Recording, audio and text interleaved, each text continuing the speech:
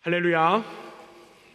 우리 선하신 주님의 자비와 은혜와 평강이 우리 그라치 반석교회 온 교우들의 삶과 가정 가운데 가득하기를 간절히 원합니다.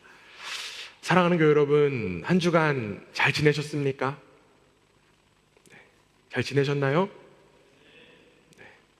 가는 사람만 잘 지낸 것 같으면 안 되는데, 다 잘 지내셨죠? 주님 안에서 평안과 감사를 누리는 한 주를 살아가셨는지 참 궁금합니다. 어느덧 10월이 시작되었습니다. 이제 2022년도도요 3달 남았어요. 남은 이 3달을 더욱더 주님과의 교제로 채워가는 우리 모두가 되기를 간절히 원합니다. 지난주부터 이제 우리 교회에서 풍성한 삶의 기초 제자훈련 3기가 시작되었습니다. 준비 모임부터 시작해서 이제 지난 한 주에는 첫 번째 만남을 이루었는데요. 첫 번째 만남 주제가 그리스도 안에서 주어진 축복이라고 하는 주제로 함께 공부하고 또 은혜를 나누는 그런 시간을 좀 가졌습니다. 풍삼기를 비롯한 양육의 과정, 여러 양육의 과정들을 이제 진행하고 또 함께 하면서 하나님을 알아가고자 하는 우리 교우들의 그 마음, 또 그 간절함이 너무나도 감사하고 귀하게 느껴졌습니다. 그리고 그 마음이 어디서 느껴졌냐면요, 정말 수많은 질문들 속에서 느껴졌습니다. 아마 뜨끔하신 분들이 있으실 거라고 생각 들어요. 모든 질문들이 참 귀했지만 그 가운데 인상적인 질문 하나가 있어서 여러분들과 좀 함께 나누고자 합니다. 이러한 질문이에요. 하나님은 왜 선악과를 만드셔서 인간을 죄에 빠뜨리셨나요? 하나님은 왜 선악과를 만드셔서 인간을 어떻게 보면 골탕 먹이셨을까요? 아마 이러한 생각을 이미 해보신 분들도 많으실 것입니다.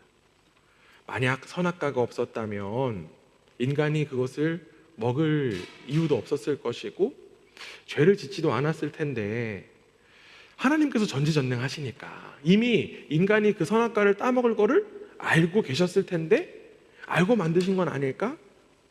이런 생각 해보신 적들 있으시죠? 여러분들은 이 질문에 어떠한 대답을 가지고 계십니까? 이 질문을 대하려면요, 하나님께서 인간을 만드신 그 장면을 우리가 말씀에서 먼저 좀 찾아봐야 됩니다. 우리 말씀 한 구절 찾아봤으면 좋겠습니다. 창세기 1장 27절 말씀인데요. 창세기 1장 27절 말씀.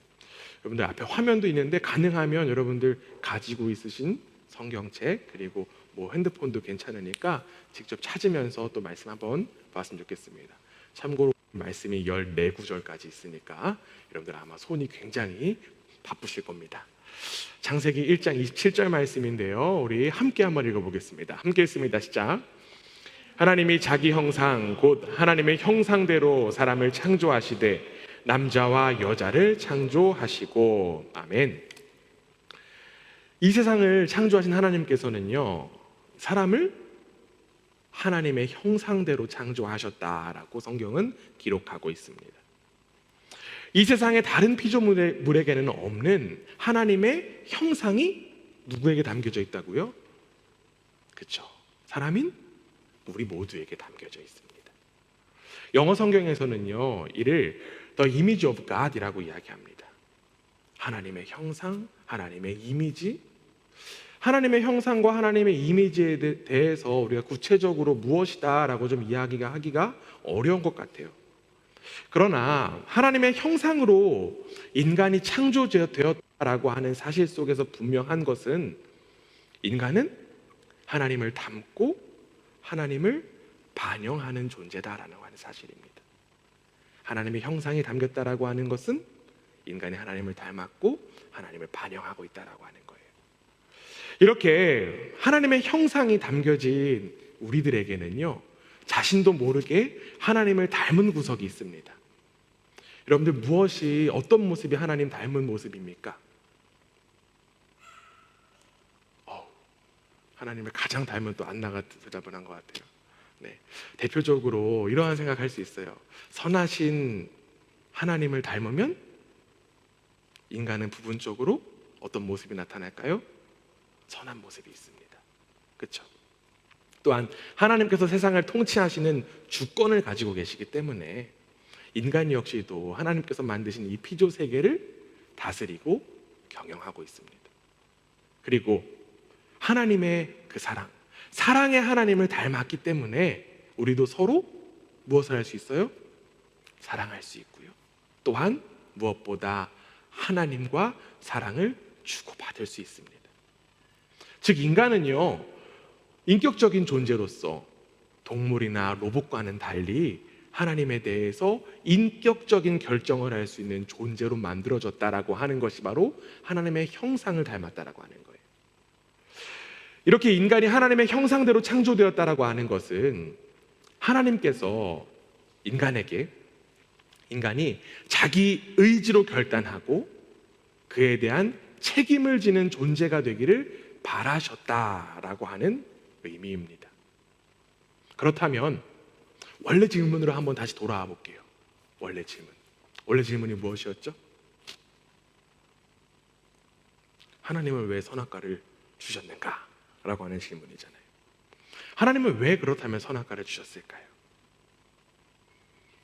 절대적으로 순종하게 하셨으면 됐는데 왜 굳이 하나님의 형상을 닮은 인간을 허락하셔서 그 인간에게 선악과를 주셨을까요? 하나님 자신에게 순종을 강요하는 대신에 순종할 수 있는 무엇을 주셨을까요?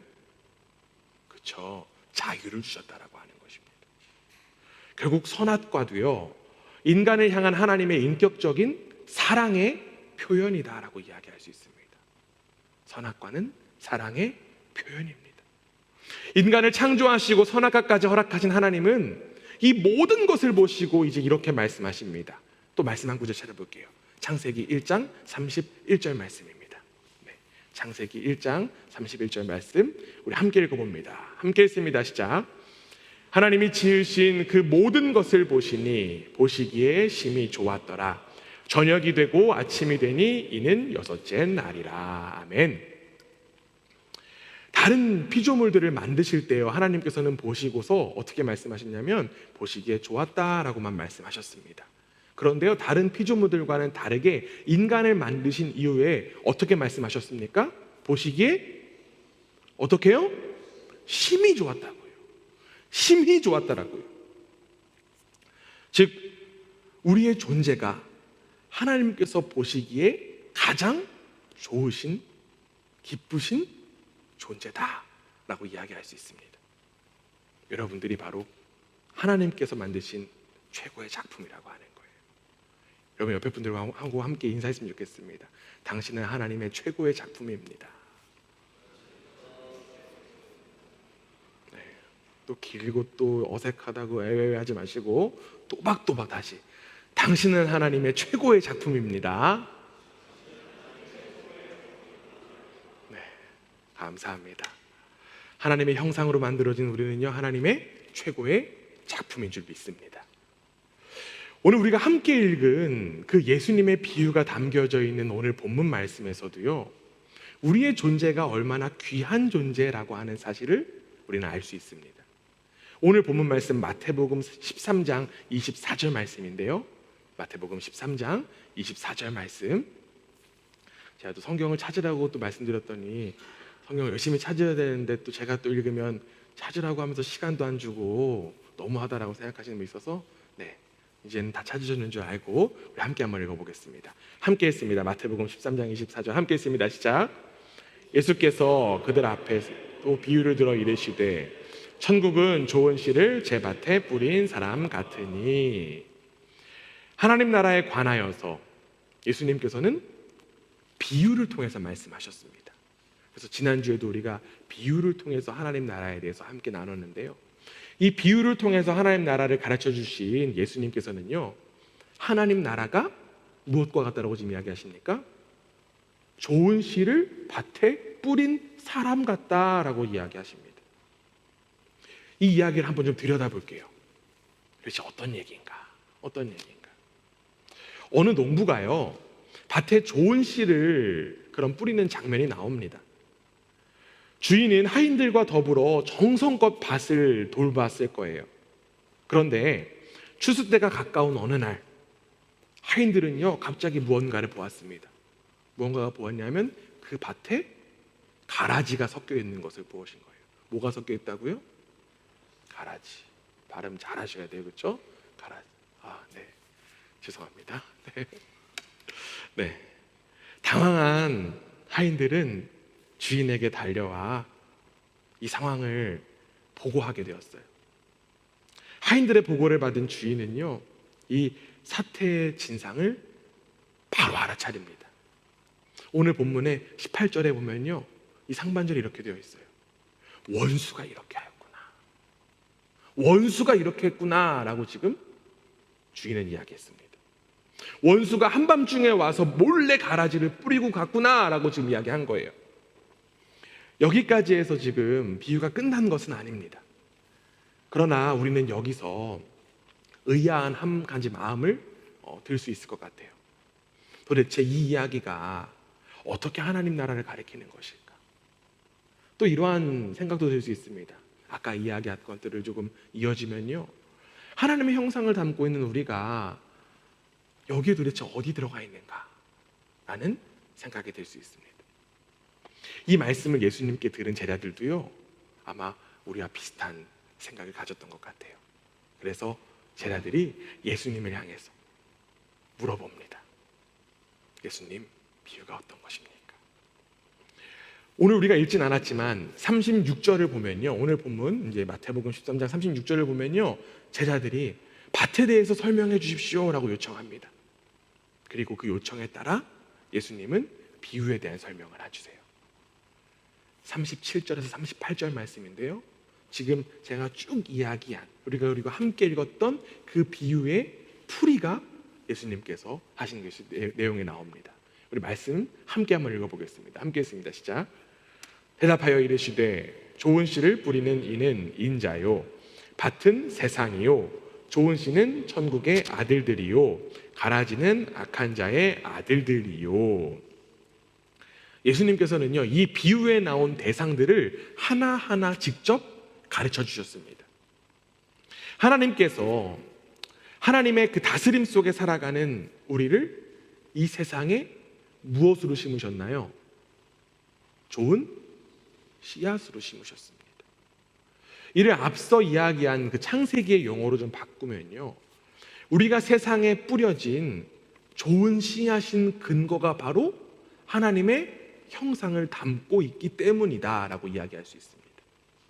여러분이 이 세상에 하나님께서 좋은 씨앗이 된 이유는요, 여러분 안에 하나님의 형상이 담겨 있기 때문입니다. 여러분들 이제 다시 한번 옆에 분들하고 이렇게 인사했으면 좋겠습니다. 당신은 하나님의 좋은 씨앗입니다.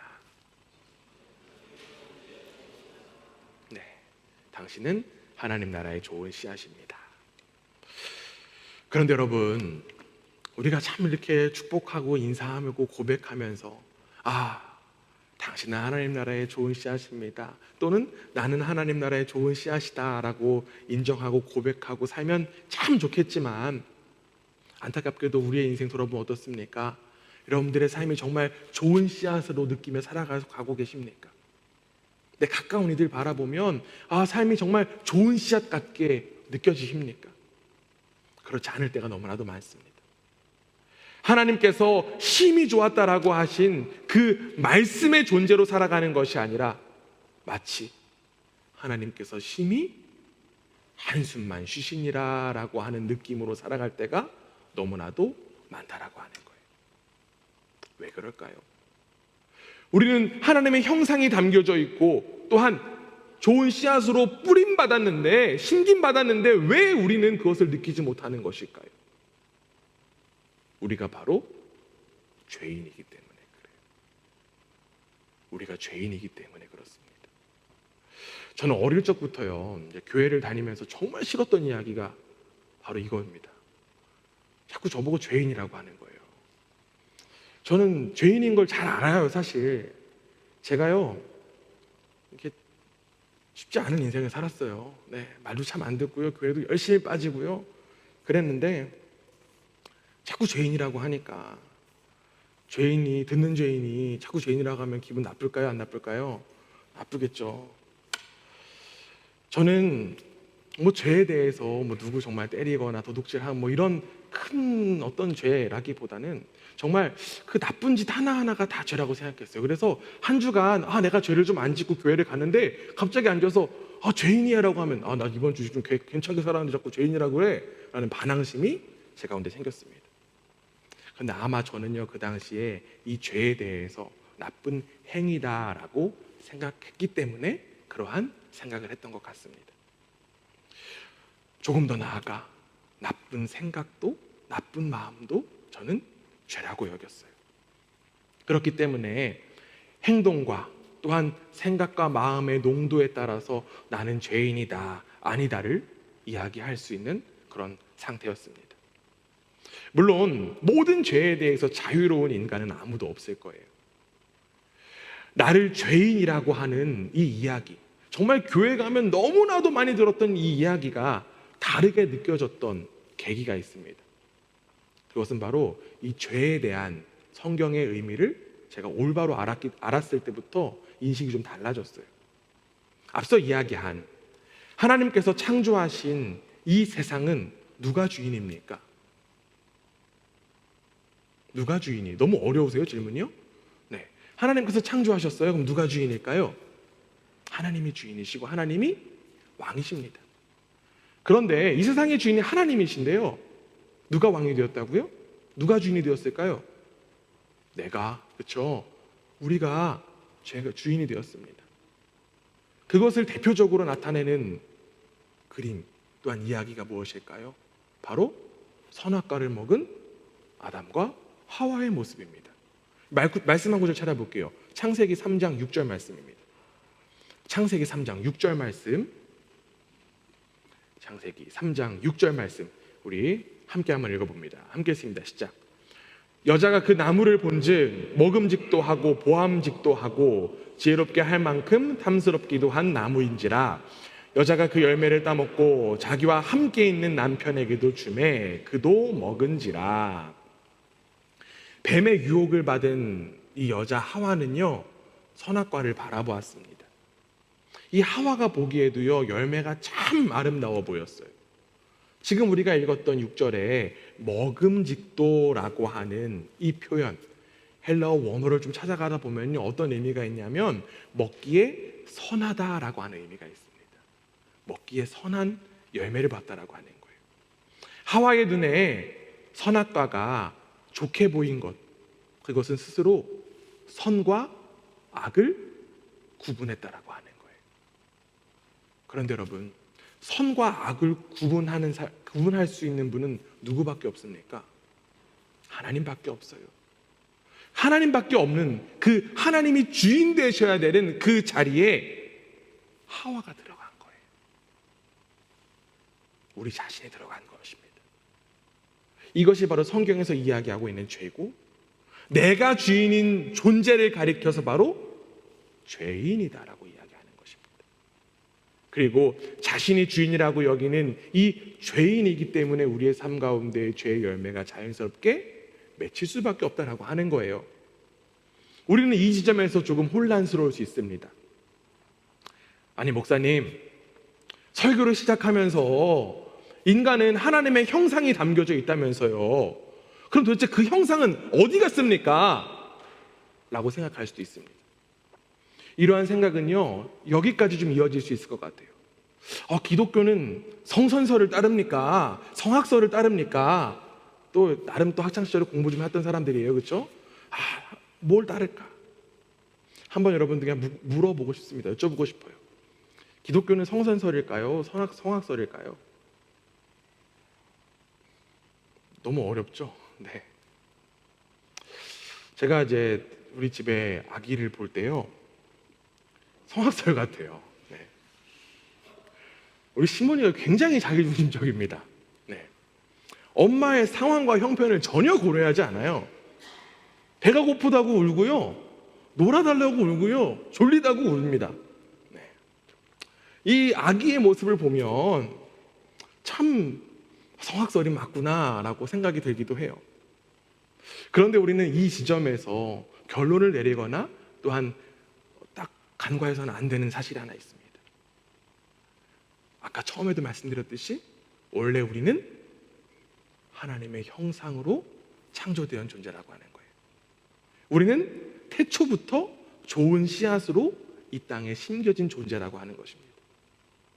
그래서 인간을 성선설, 성악설로 탁 꼭 집어서 무엇이라고 이야기하기는 참 어렵습니다. 또 그것이 세상 학문이 가진 한계다라고도 이야기할 수 있을 것 같아요. 만약 우리가 죄인으로 창조되었다라고 한번 생각해 보세요. 우리가 죄인으로 창조되었어요.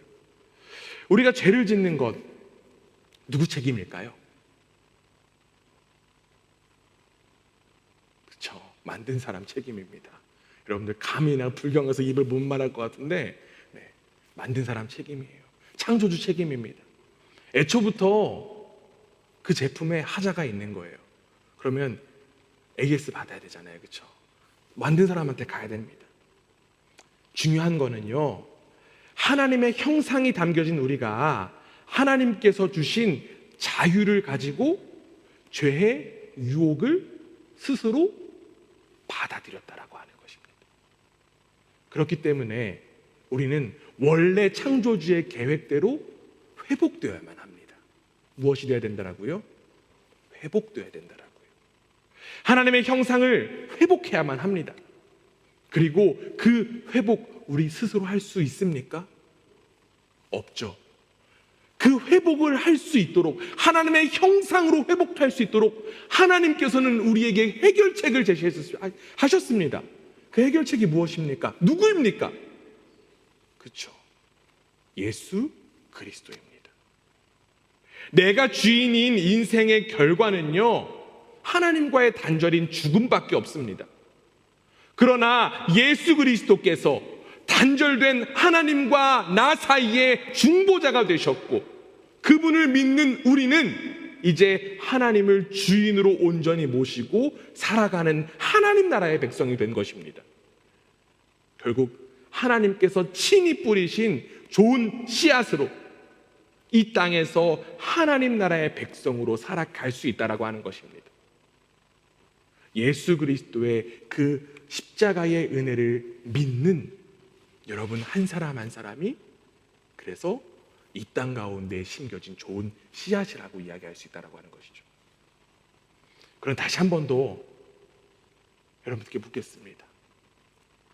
내가 정말 좋은 씨앗으로서 살고 싶은데 우리의 현실이 어떻습니까?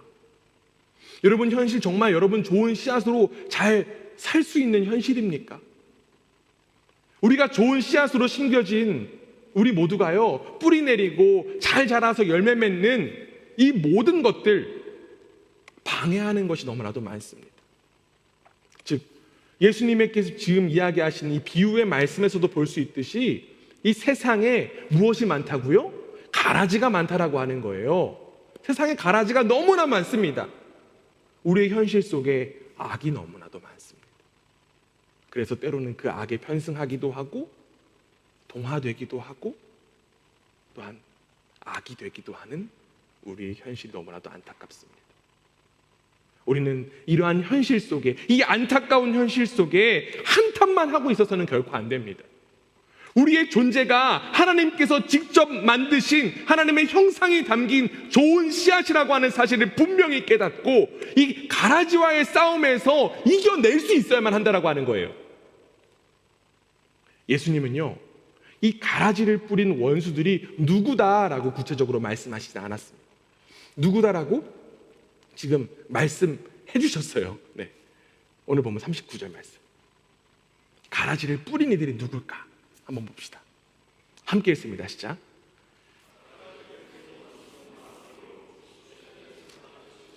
주수꾼은 전사들이니. 누가 세상에 가라지를 뿌렸다고요? 누구요? 마귀요. 마귀가 세상이라고 하는 맛에 가라지를 뿌렸다라고 예수님께서 말씀하셨습니다. 마귀라고 하니까 좀 어색하지 않으세요? 마귀. 이 과학이 발달된 현대사회를 살아가는 우리가 느끼기에 이 마귀라고 하는 단어가 참 구시대적인 발상으로 좀 느껴지지 않습니까? 야, 이 시대의 마귀가 뭐야? 내 이성으로 지금 판단되지 않는 이 마귀의 실체가 도대체 어디 있는데 마귀 타령이야. 그렇기 때문에 이 마귀라고 하는 표현이 기독교인들에게는 굉장히 어색하고요, 이 마귀라고 하는 표현을 사용하기에 꺼려하는 이들도 굉장히 많습니다. 그러나 예수님께서는요, 마귀가 실제로 존재한다라고 말씀하셨습니다. 말씀 한 구절 찾아보겠습니다. 요한복음 8장 44절 말씀이에요. 요한복음 8장 44절 말씀 함께 읽습니다. 시작. 너희는 너희 아비 마귀에게서 났으니 너희 아비의 욕심대로 너희도 행하고자 하느니라. 그는 처음부터 살인한 자요, 진리가 그 속에 없으므로 진리에 서지 못하고 거짓을 말할 때마다 제 것으로 말하나니 이는 그가 거짓말쟁이요 거짓의 아비가 되었음이라. 아멘. 예수님께서는 지금 마귀에 대한 이야기를 하셨습니다. 예수님께서 말씀하신 이 마귀라고 하는 단어의 헬라어 원어는요, 디아볼로스입니다. 디아볼로스. 어디서 많이 들어본 느낌 있으시죠? 디아볼로스.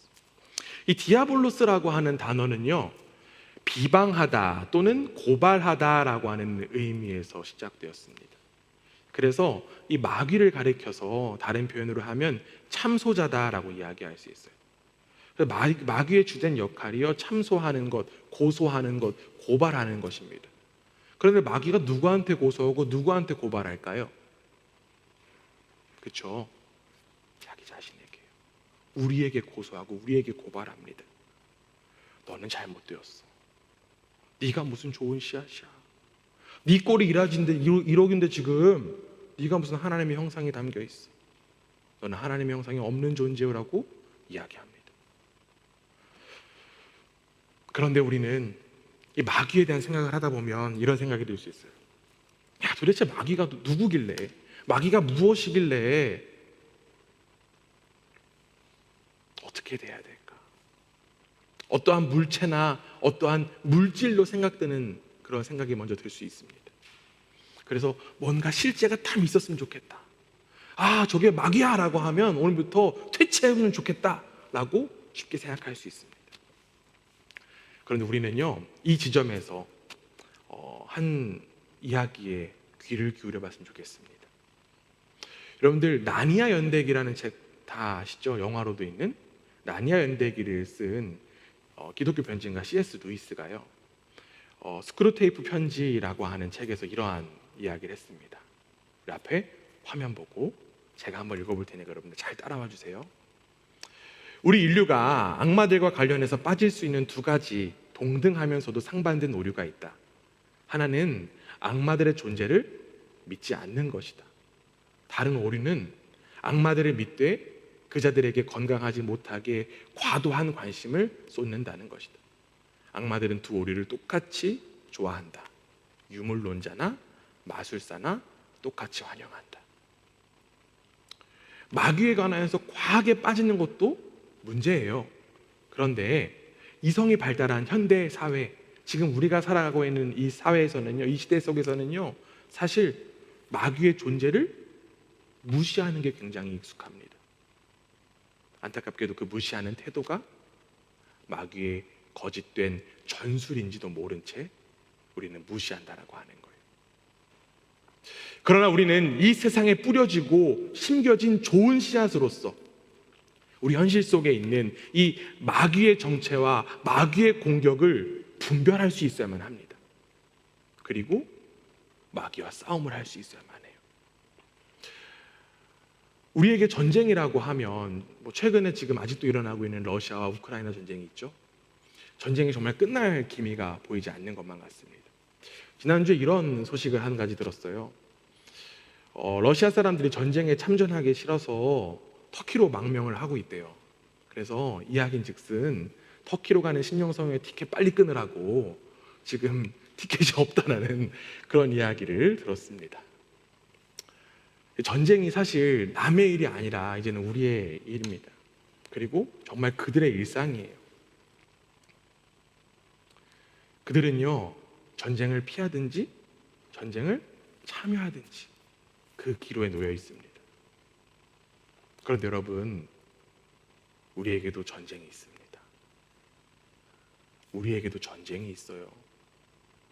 수많은 악들이 도사리고 있는 영적인 전쟁, 즉 마귀와의 싸움이 우리의 일상 가운데 있다라고 하는 것입니다. 40일간의 금식을 마친 예수님을 향해서 시험했던 그 마귀가 여전히 2022년도에 우리를 향해서 시험하고 유혹하고 있다라고 하는 사실입니다. 너희는 좋은 씨앗이 아니라 세상의 주인은 바로 너야 라고 하는 유혹을 하고 있습니다. 이제 우리는 이러한 공격 속에 정신을 바짝 차려야만 합니다. 정신 차려야 돼요. 세상의 화려함과 이 시간 속에서 넋을 놓고 있다가는 이 악의 블랙홀 속에 빠져 들어갈 수밖에 없습니다. 오늘 본문의 성경에서는요, 이 마귀들이 가라지를 뿌린 때에 대한 이야기가 나와요. 이 마귀들이요, 언제 가라지를 뿌렸냐라고 지금 이야기하고 있습니다. 25절에 보면 이렇게 되어 있습니다. 사람들이 잘 때에 여러분, 어릴 적부터 많이 들어보셨죠? 한국전쟁 6월 25일 언제 일어났다고요? 그쵸, 새벽에 모두가 잠들어 있는 그 시간에 났다라는 그런 이야기 많이 들어보셨을 것입니다. 잠들면요, 경계가 허물어지고 공격에 대비할 수 없습니다. 그렇다고 해서 진짜로 막 밤에 잠을 자지 말고 맨날 싸움해라라는 그런 이야기는 절대로 아니죠. 영적으로 잠들면 안 된다라고 하는 이야기입니다. 영적으로 잠들면 안 돼요. 마귀들이 우리의 마음에 가라지를 뿌리지 못하도록 이제 우리는 두 눈을 부릅뜨고 깨어 있어야만 합니다. 십자가의 고난과 죽음을 앞두신 예수님은요, 겟세마네 동산에서 마지막으로 무엇 하셨습니까? 기도하셨습니다. 그때 제자들에게 나와 함께 깨어 있으라고 말씀하셨어요. 예수님이 마지막까지 엎드려서 열심을 다해서 기도하셨습니다. 그런데 제자들이 어떻게 했습니까? 기도했나요? 아니죠. 그들은 잠을 자고 있었습니다. 마태복음 26장 40에서 41절 이렇게 되어 있습니다. 제자들에게 오사 그 자는 것을 보시고 베드로에게 말씀하시되 너희가 나와 함께 1시간도 이렇게 깨어 있을 수 없느냐? 시험에 들지 않게 깨어 기도하라. 마음에는 원이로되 육신이 약하도다 하시고. 제자들을 향해서 예수님께서 1시간도 깨어 있을 수 없느냐라고 말씀하신 그 음성이 바로 우리를 향한 음성인 줄 믿습니다. 마귀는 정말 조그만 틈이라도 있으면요, 그 틈을 비집고 들어가서 우리 속에 파고듭니다. 하와를 한번 생각해 보세요. 하와는 그 조그만한 틈, 뱀의 유혹에 속아 넘어갔습니다. 그런데 그 마귀를 이기신 예수님을 한번 떠올려 봅시다. 예수님은요, 마귀의 달콤한 속삭임을 말씀으로 이겨내셨습니다. 마귀를 심지어 꾸짖기까지 하십니다. 이제 우리는요, 마귀의 공격이 있음을 좀 깨달아야 돼요. 그리고 이제 우리도 마귀와 맞서 싸울 수 있어야만 합니다. 독일의 신학자인 이제 헬무트 틸리케라고 하는 이제 교수는요, 이 영적인 싸움에 대해서 싸움을 하기 위해 영혼의 참호를 만들어야 된다라고 이야기합니다. 무엇을 만들어야 된다라고요? 영혼의 참호요. 영혼의 참호. 참호가 무엇입니까? 요즘에 뭐 참호 파고 이런 것들 하나요? 군대에서? 요즘 군대는 잘 몰라서 그렇죠. 뭔가 땅을 파고 딱 들어가서 이렇게 숨어 있고 전쟁을 준비하는 그 참호. 전쟁을 위해서, 싸움을 위해서 영혼의 참호가 필요하다라는 거예요. 그럼 영혼의 참호를 어떻게 만듭니까? 어떻게 만들 수 있을까요? 다른 방법 없습니다. 우리에게 허락된 말씀과 기도를 통해서 우리가 싸울 수 있는 거예요. 예수님도 그렇게 싸우셨어요. 예수님도 말씀하시고 또한 기도를 통하여서 싸워내셨습니다. 즉 우리가 더욱더 깨어있고 기도하며 말씀 가운데 거하는 일이 우리가 이 땅에 심겨진 좋은 씨앗으로 살아남는 비결인 줄 믿습니다.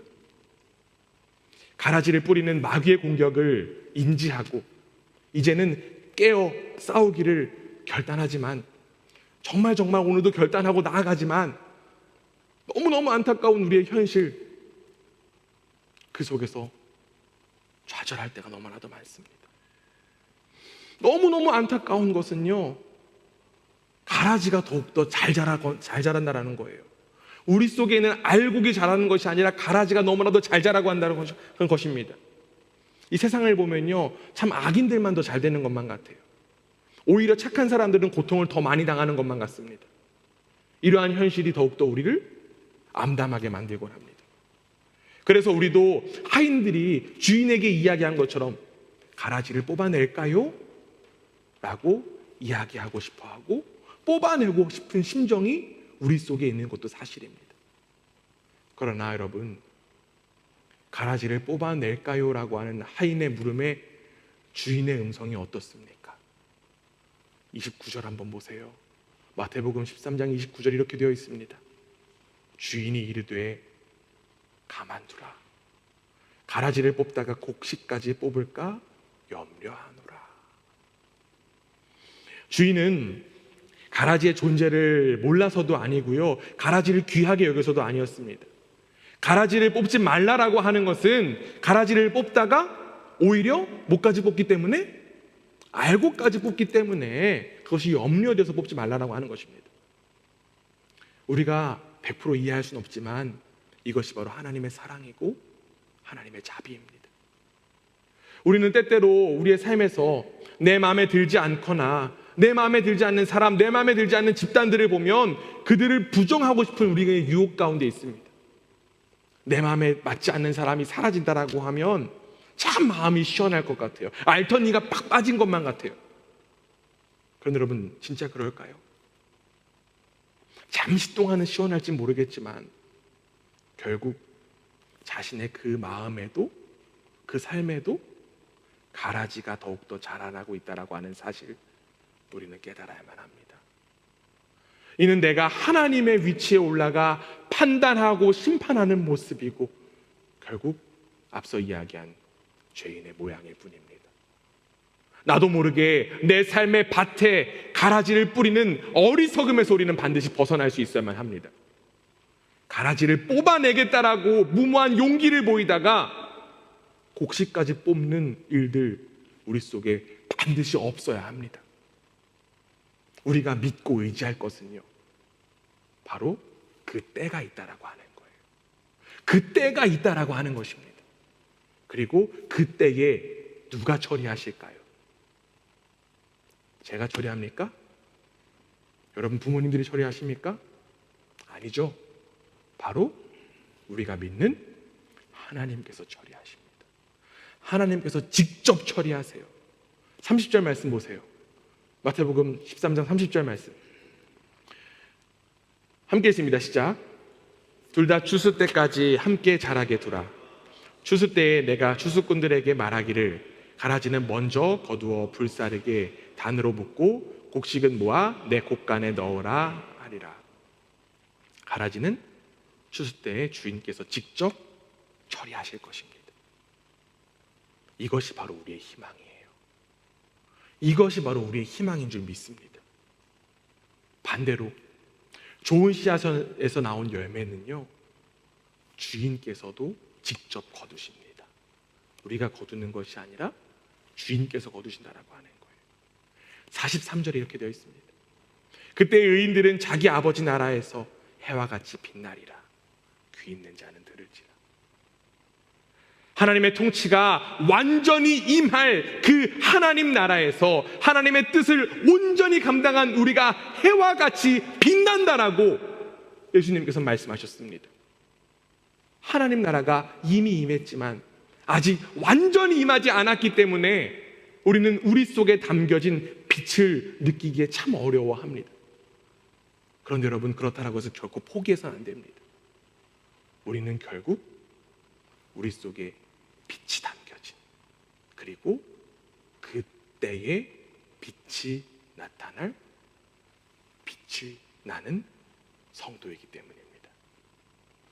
제가 오늘 설교 제목을 빛이 나는 성도라고 줬는데 혹시 떠오르는 노래가 있을 수도 있을 것 같습니다. 거기까지만. 참고로 아이돌 노래인데요. 빛이 나는 솔로에서 제가 혼자 요즘에 열심히 부릅니다. 빛이 나는 성도 이러면서 여러분들에게도 중독되게 될 줄 믿습니다. 알곡이 힘 못 쓰면 가라지가 기승을 부려요. 반대로 알곡이 굳세게 서 있으면 가라지는 기승을 못 부립니다.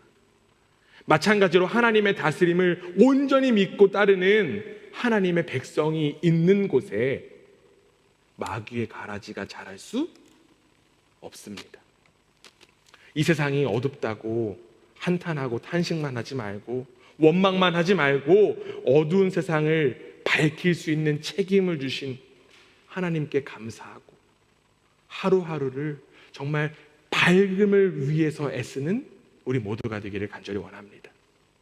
여러분 속에 예수 그리스도로 말미암은 빛이 담겨져 있습니다. 예수 그리스도의 다시 오심으로 하나님의 나라가 완전히 임할 때 우리의 존재는 더욱더 빛나게 될 줄 믿습니다. 특별히 내일부터 이제 우리 학생들 새로운 학기가 시작됩니다. 하나님께서 여러분을 이 땅 가운데 좋은 씨앗으로 심으셨음을 바라보고 하나님의 그 창조 질서를 회복하는 일에 쓰임받고 열매 맺는 우리 모두가 되기를 원합니다. 더 나아가 기도와 말씀으로 무장하고 깨어있어 온 교우들의 삶을 통해 여러분 한 사람 한 사람의 그 삶을 통해 이 세상이 더욱더 하나님의 빛으로 밝아지게 되기를 주님의 이름으로 축원합니다.